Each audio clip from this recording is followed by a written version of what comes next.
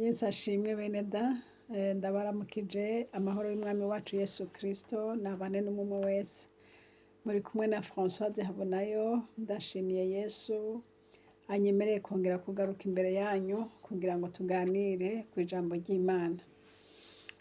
Uyu munsi ngomba tuganire ku byerekeye umubano abantu babana mu nzu, umugore n'umugabo, abana canke uwo wese mubana mu nzu. Nagomba tuganire ku kintu kivuga ngo mbega ni gute bishoboka abantu bakabana mu mahoro? Mbega bishoboka gute? Kumbure ngira ngo umuntu yokumva ko ari ikibazo coroshe, ariko reka dusenge Imana hanyuma twongere tubandanye tukiganireko. Bwirukiro Mana ndagushimiye kuko ari we Mana nziza kandi nzima. Urakoze muri uyu mwanya umpaye Mwami Yesu kugira ngo nze kuganira na bene data. Mwami Mana ndakwinginze ngo ubane natwe, kandi Kristo Yesu uduhe ubwenge, uduhishurire, udusobanurire, utwigishe kuko ari we mwigisha wacu. Ndabigushimiye kudukorera gutyo mu izina ryawe ryera Yesu, amen. Haleluya. Rero reko nari ntanguye kuvuga nti ni gute twobana n'abo tubanye tukabana mu mahoro. Mu Kirundi hari umugani baca ngo ntazibana zidakubitana amahembe. Kandi amahembe yo mu rugo akunda kuva kuki? Ni iki gituma abantu basitana muhira? Kumbura iwanyu ntabiriho, kandi Imana ishimwe niba bitahari, ariko ndiko ndavuga kuri barya biriho biva kuki? Uyu munsi nazanye akantu ko kwifashisha, iki murakibona mwese, n'igitoki canke n'umuhwi. Umuhwi rero nk'uko mubuzi ni icamwa kiryoshe cane, ariko iki camwa ngomba ndababwire ingorane gikunda kuntera muri uru rugo rwanje. Umuntu yokwibaza ati mbega ni ingorane nyabaki? Bene da, ingorane iza ngaha. Umwe ngo mu gutonora umuhwi ngo bagira gutya. Jewe mu gutonora umuhwi ndawukora gutya, ndawukora uko nkawurya. Uwundi nawe ati yeyeyeyeye, ivyo bintu ugira n'ibiki? Suko umuhwi ntibawutonora uko, oya, umuhwi bawutonora bakagira gutya. Arimwe no kuhatonora harananira vy'ukuri. Sinzi ingene umuntu yotonora ahantu ngo bawutonora nanje nkavuga nti ivyo suko wewe ubicuritse babitonora ku mutwe. Ingorane zikaba ziratanguye. Ubu n'umuhwi. Hari ikindi kintu bita korogate, nuko ntayizanye. Korogate reka nifashishe basiki ndacite ngo ni korogate. Urya muti w'amenyo bene da. Umuti w'amenyo barawugorora, hanyuma mu kuwukoresha umwe ati jewe mfyonda kugira ngo nyene nshire ku mujigiti wanje. Uwundi ateka kakakaka bafyonda guhera ino. Rero wasanga umujigiti ufyonze guhera aha, ingorane zatanguye. Wundi ati jewe sinshobora gufyonda guhera ino kweri. None kumwe umwe wese afise uburyo bwiwe biragenda gute? Ushobora kuvuga uti nta ngorane biteye, ariko ndababwira yuko n'utuntu duto ariko dutera ingorane. Ingorane rero si niyo gusa. Hari igihe umwe avuga ati harashushe, tuvuge murajyanye ku gitanda, harashushe. Uwundi ati jewe numva nkanye. none biragenda gute? Umwe arifuka uwundi yifukure, canke umwe avuze ati harashushe kubura ibyo kwifuka, havuze ati harakanye mwese nimwifuke, biragenda gute? Ubu rero utwo tuntu twose wumva umenga ni duto, harimwo n'utundi twinshi, uwundi ngo ngomba ngo nkunda ngo couleur ngo imeze gutya, uwundi ngo nkunda ngo bigende gutya, ni byinshi. None ko twahisemwo ubuzima bwo kubana kugira ngo tubane mu mahoro, biragenda gute? Uko nahisemwo sinzi ko ari uko wowe wohitamwo, ariko uko nahisemwo nasanze kwambereye neza, kwampaye amahoro. Uko nahisemwo gutahura uwundi nkamwumva ko uko ariko avyumva kandi ariko nyene bimubera vyiza.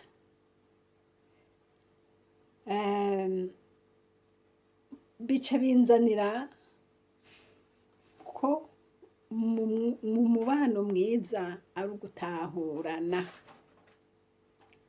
ico uriya akunda, buryo bwiwe bwo gukora ikintu, kurya gutonora umuhwi awuhereye ku mutwe uwundi akawuhera hasi, nta ngorane bikwiye gutera. Gusa ni gutahura, kubera yuko mu mubano ikintu nasanze gifasha ni ukumvikana, umuntu agatahura uwundi, ukamenya neza yuko kurya turaba Imana yaturemye dutandukanye, umwe ikamuha izuru rinini uwundi ikamuha rito, umwe ikamuha amaso manini uwundi ikamuha mato, umwe akaba muremure uwundi akaba mugufi. Data yabikoze kurya nyene neza kandi abona ko ari vyiza. Nico gituma rero uko umuntu yaremwe ameze, ubundi namutahure. Si ngombwa ngo mere nk'uko nakameze, si ngombwa ngo nkore nk'uko nakakora. Imana idufashe cane. Rero umubano canke ubuzima bwo kubana ni ubuzima bwo kumvikana, ni ubuzima bwo gutahurana. Turacumvise ga bene da? Ubuzima bwo gutahurana. Nimba njye umuhwi ndawutonoreye hejuru, uriya awutonorera hasi, ntaco bitwaye, si kazima awufungura neza. Iyo korogati nimba mu kuyugurura jewe mfyonda hejuru, uwundi agafyonda hasi, nuko nyene. Nuko nyene. Kuko urumva naho wamubwira uti oya gerageza gira uku, urashaka kubigerageza mugabo bikanka kuko muri wewe si uko nyene bimeze. Imana idufashe. Ndavuga nti mu rugo mukumvikana. Aho haraje mu kindi kintu citwa gufungura. Umwe ati jewe nkunda ubugari, uwundi ati jewe hatabonetse umuceri oya, uwundi ati muzi n'amakuru, jewe nshaka ibiharage nta kindi, indya zose zitarimo ibiharage aho ntaco mumfashije. None ko ufise abana benshi urabigenza gute? Uratondekanya amasahani yose uko bose babishaka, biragenda gute?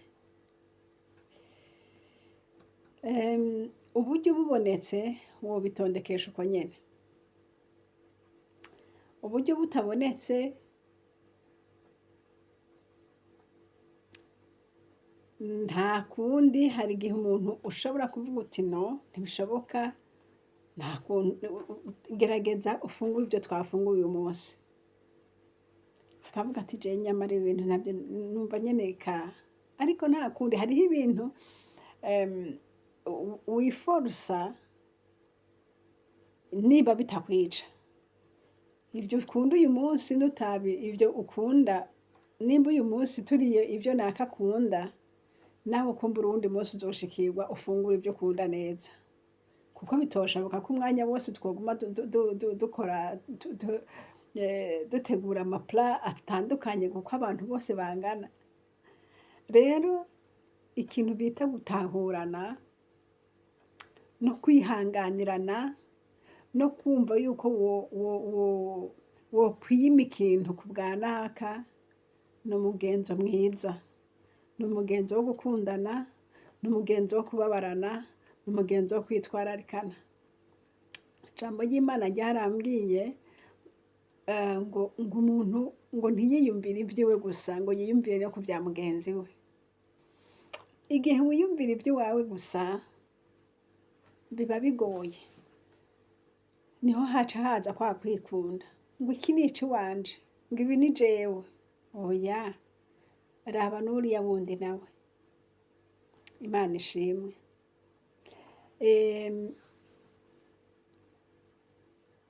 Ikindi nabonye ni uko mu kubana umuntu wese yogerageza gushyira imbere mugenzi we, ukarondera ineza y'uwo muri kumwe, nturondere ineza yawe. Oya, niba wahisemo ubuzima bwo kubana n'umuntu, urondere ineza yiwe, kuko niwarondera ineza yiwe nawe azorondera iyawe. Ubwo uzorondera kumunezereza no kumugirira neza, nawe azorondera kukugirira neza. Hari igihe usanga umuntu atravaya canke yitwararika comportement yo kwikunda. Umuntu akitwararika comportement yo kwikunda, ariko si byiza. Kwikunda umuntu wese arikunda, ariko iyo hageze muri babiri canke mukorera hamwe, niwarondera ineza y'uwo muri kumwe, nawe azorondera ineza nawe azorondera ineza yawe. Urashobora kumwereka ukashaka ukamugirira neza rimwe, ukamugirira neza kabiri, mugabo nubona nawe atahindukira ngo akugirire bya bindi nawe ukunda, ya neza ukunda, aho rero biba bigoye. Kuko urumva ntiwoguma uriko uramugirira neza nawe nkaho umenga nawe ntabibona. Ibi bintu by'urukundo ni magiriranire. Ni magiriranire. Kenshi iyo umuntu umweretse ko umukunda, ukamugirira ikintu cyo kumukunda, nawe urwo rukundo aragwakira, nawe akakwitwararika. Ariko iyo ubonye naho adahindukirwa kwitwararika, uca ugira iki? Ndakubwira akantu uzokora.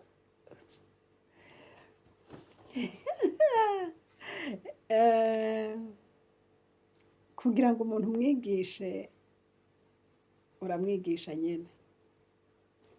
Uwundi munsi niba wahora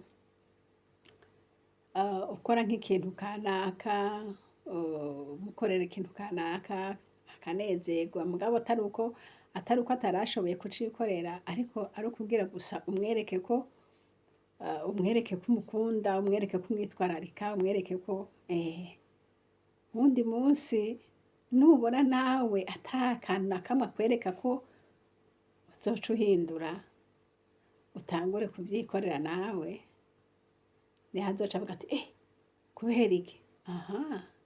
Terega nanje ndi umuntu. Mbese wewe kutangirira uku n'uku n'uku. Ibi bintu by'urukundo tubitahure ko atari kwabiza canke atari gukoresha umuntu nk'imashini canke ngo mukoreshe nk'umukozi. Oya, ibintu by'urukundo bikorwa n'urukundo nyene. Uyu munsi uri umunsi ikintu udashoboye, umuntu ukakimufasha, ariko icyo ashoboye nawe ukakimufasha, niko gukundana. Naho uba ucishoboreye biraryoshe, uvuye mu bikobokoro ugasanga umutware yaguteguriye akantu, biraryoshe.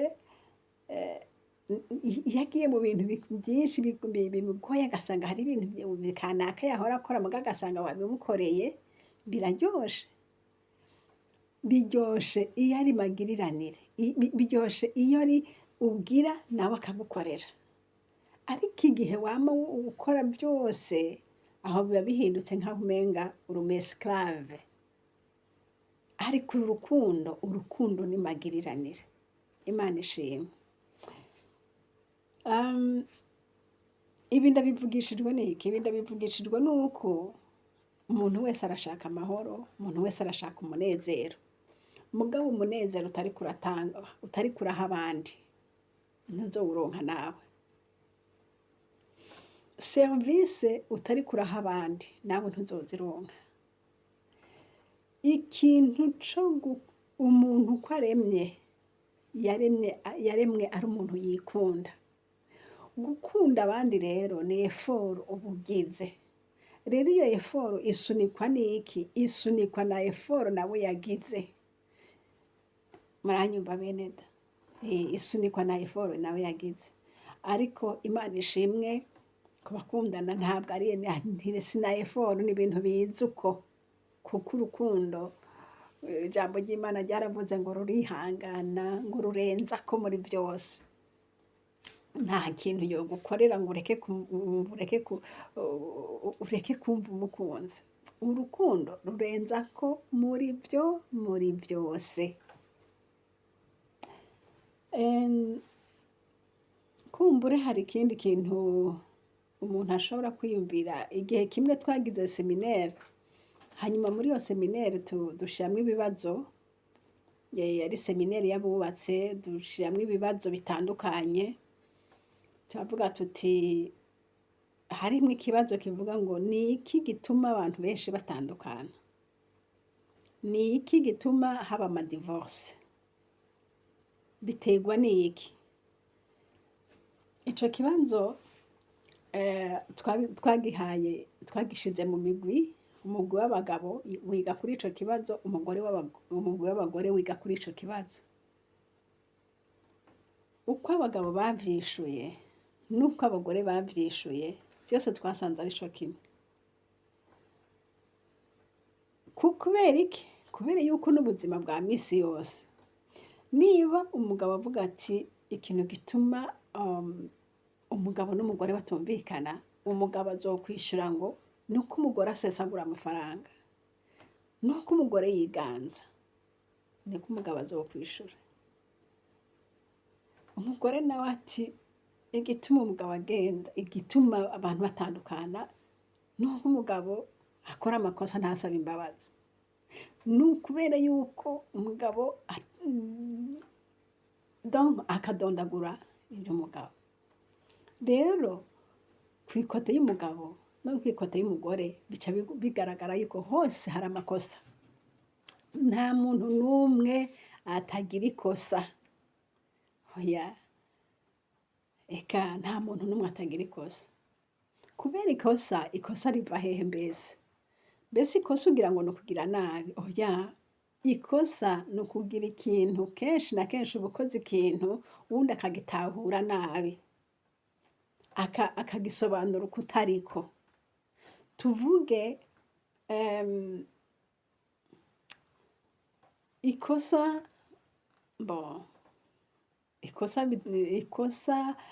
harya umuntu avuga ngo wankoshereje,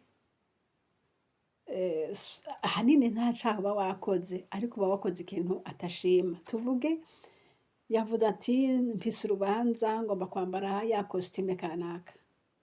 Aje anyaruka, avuye ku kazi, agomba guca ahindura n'ingoga aca agenda. Gasanga ya costume yashaka ntimwayimuteguriye, ahubwo mwamuteguriye iyindi. We yashaka ijya, umugore nawe ati oya, iyi niyihora imubera, reka ndamutegurira iyi. Ugasanga imwe yagutuma siyo wakoze, we wakoze iyo atagutumye. None ntiwamukoshereje? Wamukoshereje kubera yuko iyo yashaka siyo wamukoreye. Ariko nawe kandi, nawe wari ufise uruhara, kuko nawe urashaka ko abegwa. Kandi urabizi neza ahora abegwa yambaye ijyaha. urumva hari utuntu twinshi womenga n'amakosa mugabo ari ugutaho ari uko umuntu yabisiguye ukwiwe, canke naho akaza ati wankoshereje watashe utevye, canke naho wankoshereje raba iyi porogaramu yahora imeze gutya none ubu uyu munsi yacerewe siko vyabaye, wankoshereje. Uwundi ati sinagukoshereje erega vyagenze gutya, hamwe twagenda imodoka yapfiriye mu nzira, vyagenze gutya, iki n'iki n'iki, hari ambuteyaje n'ibindi n'ibindi.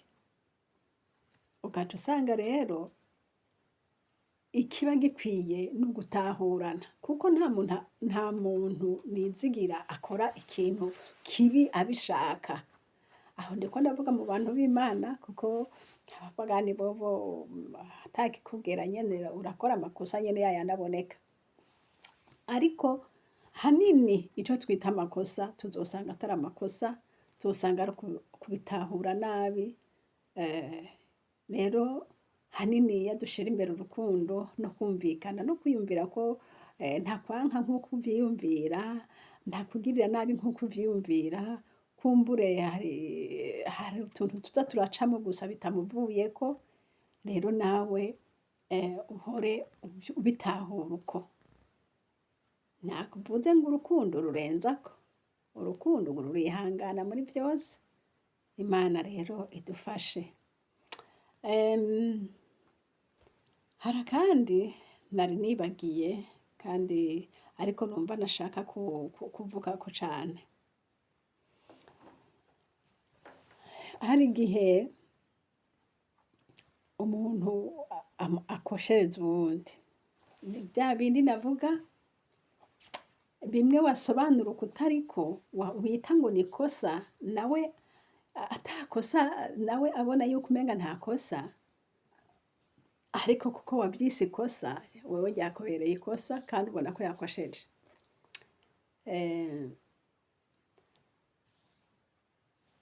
Igihe rero ubona ko yagukoshereje bica bigenda gute? Mbese wewe uca uhora ubigenza gute? Kera jewe iyo mbonye tuvuga umuntu yankoshereje narababara, cane cane nk'iyo yanyishuye nk'ijambo numva umenga ni ijambo ritari ryiza, numva ryarambabaza cane. Buri mwanya nkaguma niyumvira kubera iki yanyishuye gutya, kubera iki yambwiye gutya, kubera iki ijoro ryose kubera iki yambwiye gutya, kubera iki yambwiye gutya.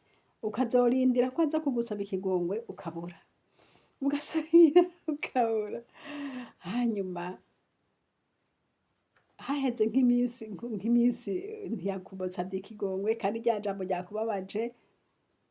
Kera, ndiko ndavuga kera apana ubu, narababara, hanyuma ngaca mbonye ko atansavye ikigongwe, nkaguma mbuda, nkaguma mpoze. Hama umunsi nzogomba kubivuga kuko mbonye ko atabivuze ngo asabe imbabazi, ko mbona umenga ubuzima agomba ko bubandanya kwa kundi kandi yankoshereje, ngaca ndabivuga. Ewe nagomba ko tuyaga okay vuga.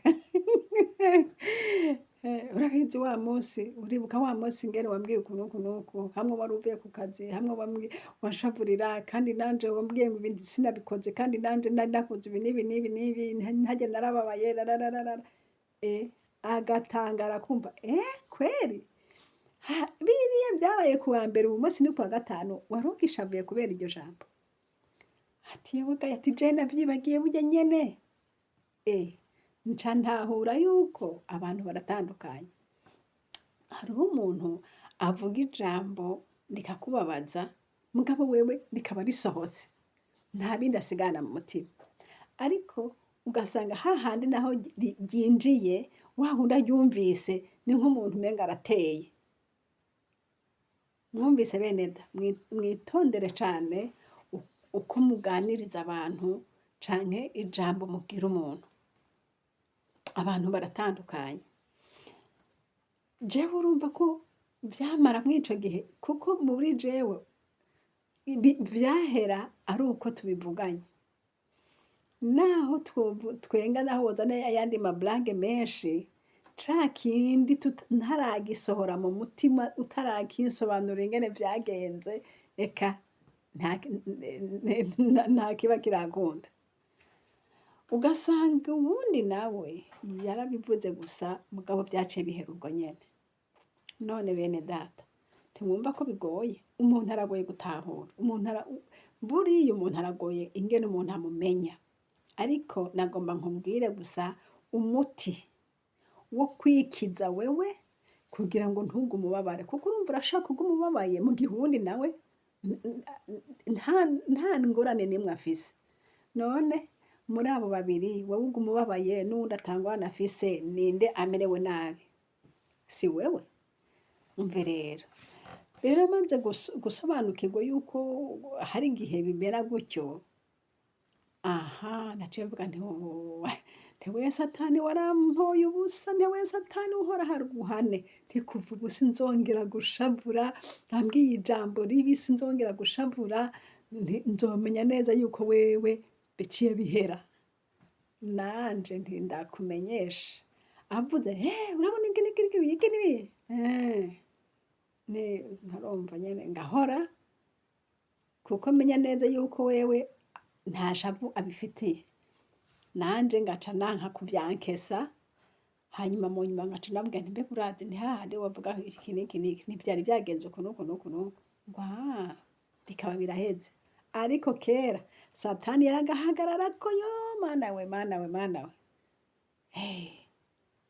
Rero nawe ico nokuhanura mwene data, aha ndiko ndahanura bene data ko ijambo ry'Imana rivuga ngo abagore bakuze mwigisha abagore bakiri bato, abo niko ndabwira barabumva, abakuze bo ivyo ngira ngo ntibaraba.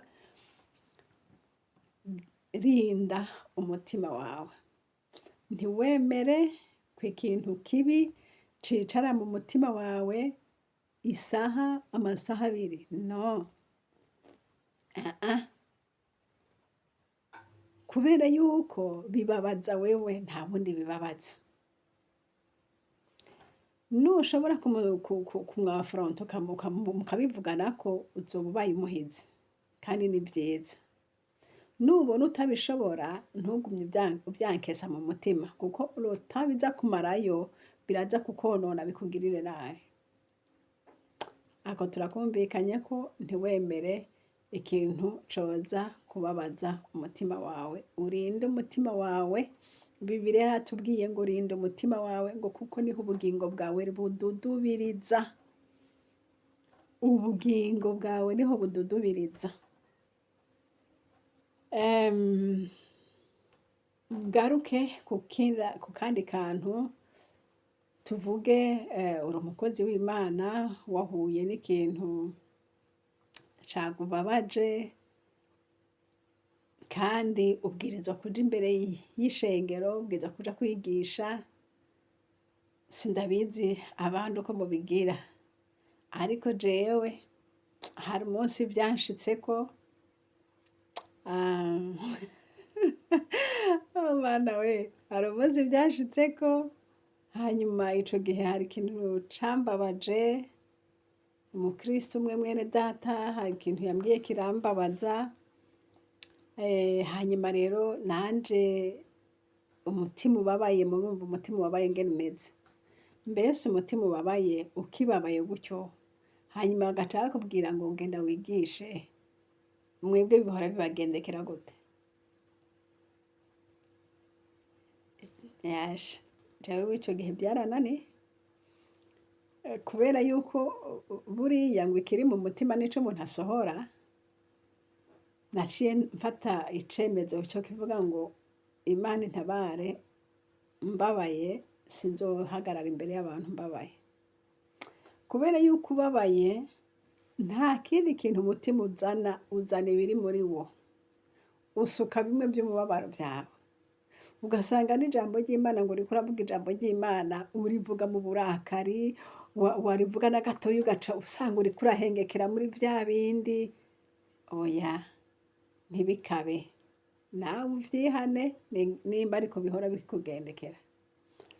Nubona hari ikintu cakubabaje mu mutima, ukabona bakubwiye ngo genda wigishe, uzovuga uti nimba bishoboka rondera uwundi yigisha, je nzokwigisha uwundi munsi. Kugira ngo ube uraronka wa mwanya wo gusenga, uronke wa mwanya wo gutuza mu mutima, kuko umunsi wose uzogenda imbere y'abantu babaye, c'est sûr uzovuga vya bindi bikubabaje mu mutima. Kandi vya bindi bikubabaje mu mutima wowe uzokwibaza ngo uridesharge, or ntabwo widesharge, ahubwo uriko uraroga abandi bose bariko barakumviriza. Yesu agutabare. Nubona ufise umubabaro mu mutima, hari ikintu cakubabaje, ubanze ureke ubwire abandi bigishe nimba hariho abandi. Hataba ariho naho, naho nyene bica bigaruka, biba bibaye ingaruka nyene, kuko biba bigoye nyene. Kumbure hariho abandi bantu bazi kwirengagiza, bakarenzako, bakavuga ibindi bibabaje, biragoye. Ariko ça dépend n'icakubabaje. Nimba abo bantu bari imbere yawe aribo nyene bagukoreye ivyo bintu, urumva mutarabitunganya, biragoye. Rero ico nagomba kuvuga gusa kwari ukuvuga ngo uzosenga Imana, ntuzoje imbere y'abantu ubabaye. Nico uzobanza utuze mu mutima, hanyuma ushobore kuvuga waramaze gukira, kuko iyo umutima wakize uvuga ibintu bizima, uvuga ivy'abantu bazima, uvuga nyene ibintu bizima. Ariko iyo urwaye usohora indwara yawe ukayikwizamo, ukayenjegita mu bandi bantu bose baraho. None rero Yesu nadufashe, mpwemu yera aduhe ubwenge bw'ingene ibintu bikwiye gukorwa. Imana yera nibahe umugisha. Hanyuma mpereze kuri aka kandi kantu, akandi kantu nabonye gashobora konona, kandi hari ukundi kuntu wobigenza. Ni ikintu co gutanga remarque, ukayitanga abandi bantu bahari, tuvuge abashitsi canke abana bakuze.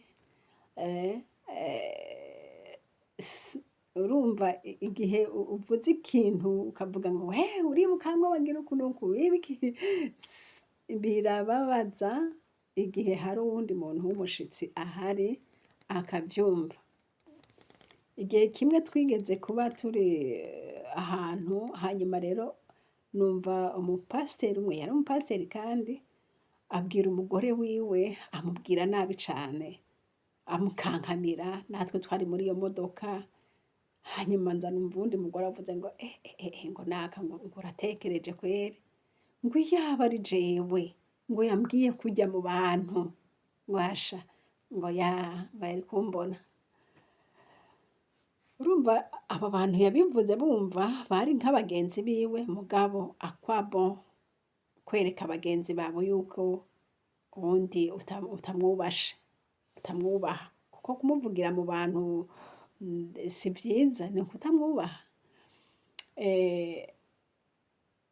Ako rero nako gukosora, nta mugenzi ahari yo kumva ingene ushavuranirana n'uwo mubanye. Nta mugenzi nashaka abe marene, nashaka abe nde, nta numwe akeneye kumenya nimba ari remarque yimuhe wenyene muri babiri, canke vuga uti ngo hano ico ndakubwira, canke hanyuma umubwire, ariko pa question yo kumubwira abandi bantu bahari. Ingorane zihari, wowe wibaza ngo n'abagenzi bawe, or nabo bacavuga bati murazi naka, naka aratuka umugore, naka aragize gute, ugasanga inkuru yarakwiye, kandi we wari wibaza ngo n'abagenzi ngo abigize imbere y'abagenzi, oya, imbere y'abagenzi bereka iby'ubugenzi. Imbere y'abagenzi bereka iby'ubugenzi, ariko ibitari iby'ubugenzi si ngombwa ngo ubibereke. Imana rero ibahezagire, n'ayo majambo meza nari nshaka kuganira na bene data, kugira ngo bike nabonye, bike byanyigishije bishobore kukwigisha nawe, hanyuma tushobore kubandanya amahoro. Yego, wewe urondere kugirira neza uyu muri kumwe, urondere kumugirira neza, iyo neza nawe azoyigusubiza. Imana ishimwe. Niba ashaka kumuha romarke, umuhe romarke buke buke, mwitonze, kandi bizokumvikana gusumba aho mukankamira, gusumba aho mujyagagura. Mubwiye buke buke aca abyumva. Imana ishimwe. Hanyuma ikindi, kurya nyene atawe udakosha, kuko nababwiye nti umuntu wese afise uko ameze.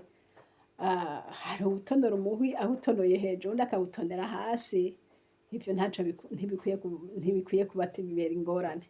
Comprendre gusa uti uyu abikunda bimeze gutya, uyu akunda bimeze gutya. Kandi kugira ngo mubane, ni ukumvikana no gutahurana. Imana nishimwe. Imana y'ububasha ibahezagire, ibagirire neza. Mukozi w'Imana, umunsi wose uzokumva hari ingorane ufise mu mutima, hari ibintu byagushavuje, uca urondera telefone uwundi muntu uti ngwino uze kwigisha iwacu uyu munsi. Bizoba byiza, Satani azoba aneshejwe, kuko buriya Satani yakubise umwungere aba ashaka ko intama zose zisanzara. Iyo Satani akubise umugabo aba ashaka ko urugo rwose rusanzara. Iyo Satani akubise umuntu yitwa kiyongozi, ntaba arondera we nkawe, ariko abarondera n'abandi arongoye. Nico gituma bene data, nshuti z'umusaraba, dukwiye kuba maso, tukaraba ico cose aho hose umugwanizi ashaka guca, tuhazibire, uhazibire uko ushobora kose, kugira ngo ntihagire ikintu na kimwe cokonona biciye muri wewe. Ndabizi mu rugendo umuntu aba agenda arakosha kenshi, akagenda arakosha, ariko uko dukosha niko tugenda turiga. Kandi ijambo ry'Imana ryaratubwiye tumaze kwiga, tuca twigisha abandi. Imana nihabwa icubahiro. Imbere yuko ndangiza, hari ikindi kintu numva ngomba gushirako. Nubona hari ingorane ziri mu gihugu, ukabona mu gihugu hari ingorane, izo ngorane nazo ziterwa n'ibintu bitandukanye. Ushobora gusanga mu gihugu harimo ubusuma, mu gihugu harimo ubusambanyi, mu gihugu harimo kutubaha amategeko, mu gihugu harimo kudahana ibyaha, mu gihugu harimo, ugasanga niyo usanga harimo ibyo bintu, mwene data, niba uri umuntu w'Imana, uzoca ugenda upfukame usengera igihugu cawe. Nusanga biriho, uca usengera igihugu cawe. Uti kubera iki? Kubera yuko ivyo bintu Imana ivyanka kubi. Imana ishobora guhana igihugu, kandi hanya igihugu, nubura umugororotsi uri muri ico gihugu, nawe uzofatwa muri bo. Kubera yuko guhana kw'Imana, ishavu ry'Imana riza iyo habaye ibyaha nka mwene ivyo. Ayo majambo murayasoma muri Hoseya igice ca 4, umenga ni irya 30 itangura. Muzosanga Imana, ingene Imana ishavurira igihugu, igihoye ivyo vyaha mwumva: kutumvira, ubusambanyi, ubusuma, kwica, kugira gute, ivyo vyose. Imana rero ibihanye, Bibiliya ivuga ngo ihana abantu, igahana ibikoko, naho igahana n'amafi yo mu mazi. Ni ukuvuga iki? Imana irahana, igahana igihugu. Bene data, igihugu urumva, igihugu ni biri mu gihugu byose. Imana iduhanishije kutaduha imvura, mbese ntituba tugowe, ntidusaba kuronka umwimbu, ibitungwa ntibisubira kuronka ibyo bifungura. Hanyuma ngo irashobora guhana ngo n'amafi yo mu kiyaga akabura. Ni ukuvuga iki? Umugisha Imana yari yaguhaye, yaraduhaye ukabura. Nico gituma dukwiye gusenga Imana kugira ngo umuntu wese aharanire gukora ineza mu gihugu. Igihugu kigire gutinya Imana. Habaye gutinya Imana hazoba kubahana, hazoba gukundana, hazoba kubahiriza amategeko y'igihugu, hazoba kumvira abaganza. Bene data nshuti z'umusaraba, nubona uwo muntu Imana yashize imbere, wige kumwubaha, kuko nutamwubaha ntazokora akazi kiwe neza. Nutamwumvira uzoba uri kurankiriza igikorwa ntikije imbere. Rero Imana iradushaka yuko tuba abantu bafashanya. Erega aba barongozi baturongora ntibo bishobora bonyene, natwe tutabafashije nibyo bakunda. Ariko umunsi twese duhagurukiye rimwe tukavuga tuti ubu no gusengera igihugu cacu, tugasengera abarongozi bacu, hamwe no kubasengera tukumva ibyo bategetse tukabikora. Bavuze ati ubu unye nukuzohora tugenza uku nuku nuku nuku nuku, tukabikora.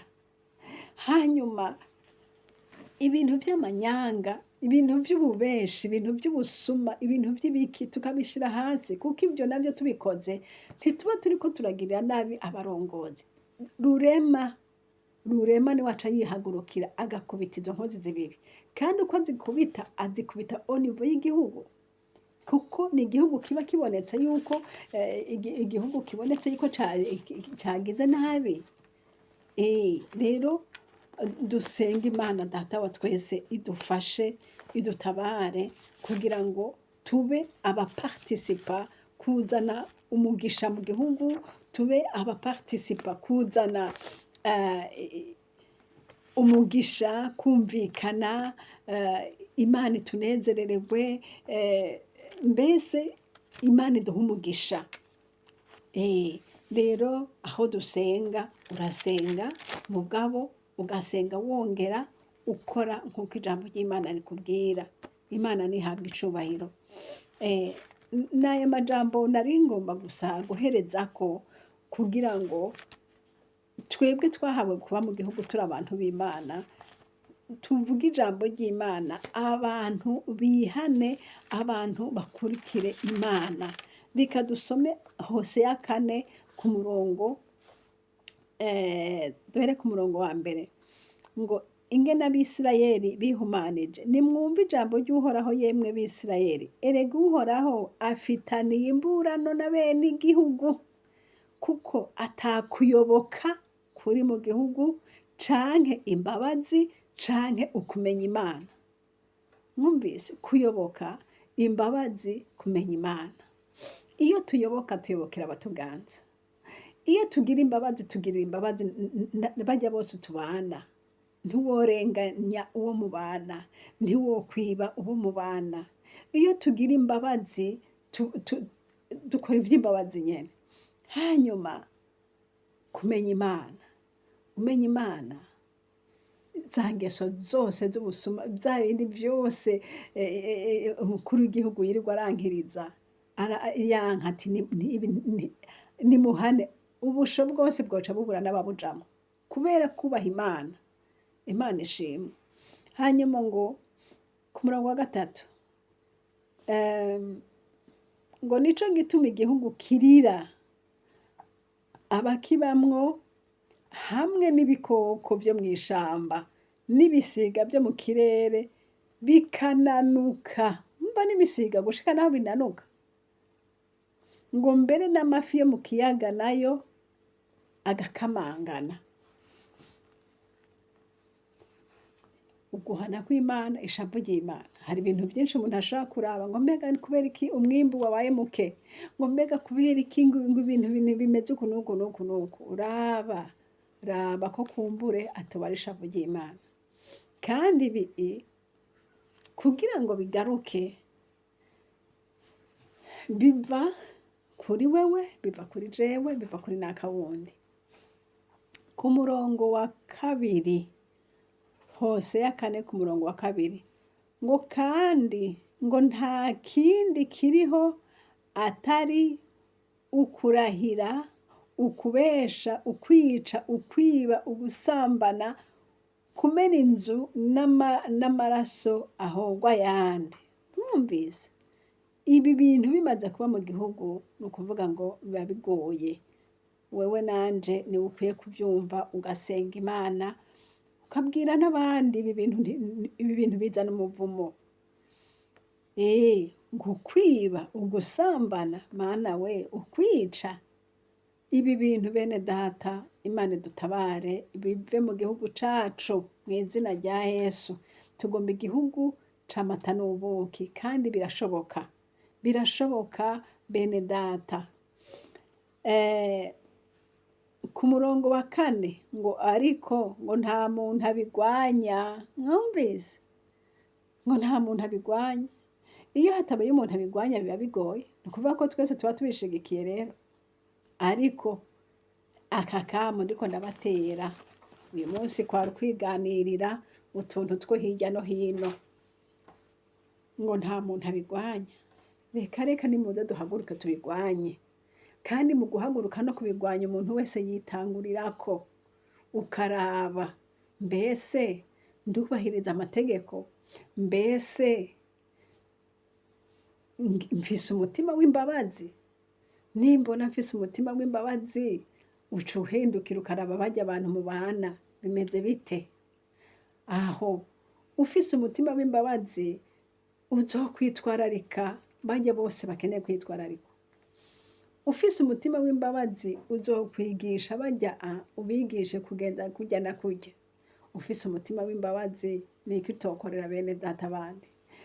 Ikindi, ufise gutinya Imana muri wewe, woja kwica abantu ataco bakugize.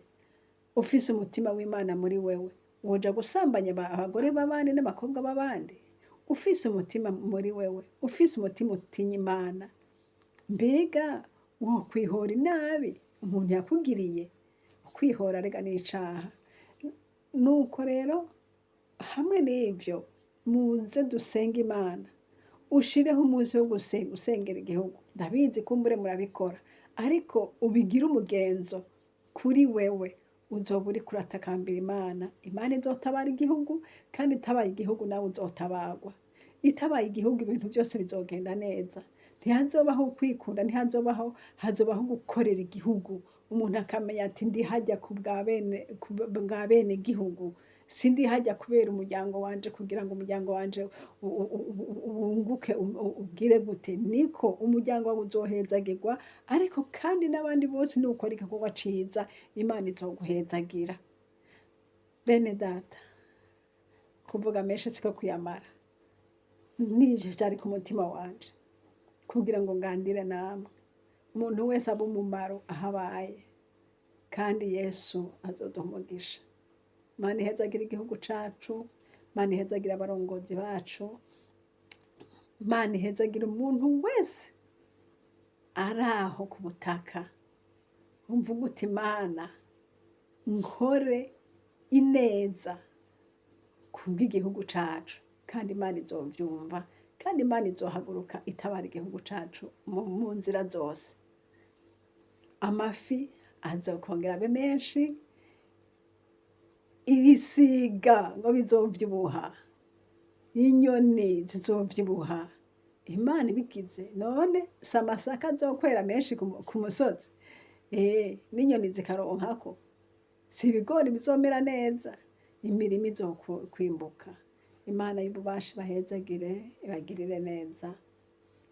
Mwari kumwe na Françoise Habonayo. nomero za telefone ni +46 768 0065 46. kandi iyi shene turiko ni shene Habonayo. Imana ibahezagire. Gitandara Mana yera, ndagushima ko ari wowe utanga ubwenge. Ndagushimiye ko bw'aya majambo tuganiriye na bene data. Mwami wanje Yesu, ndakwinginze uyakoreremwo kugira ngo uyumvise wese amubere umuti uvura mu izina rya Yesu Kristo. Hamwe hahora hamugora, bimwe byahora bimunanira, mu izina rya Yesu umufashe. Data muhemu wawe yera ashigikira amajambo, izina ryawe ryera rihabwe icubahiro muri byose, mu izina rya Yesu Kristo. Amen.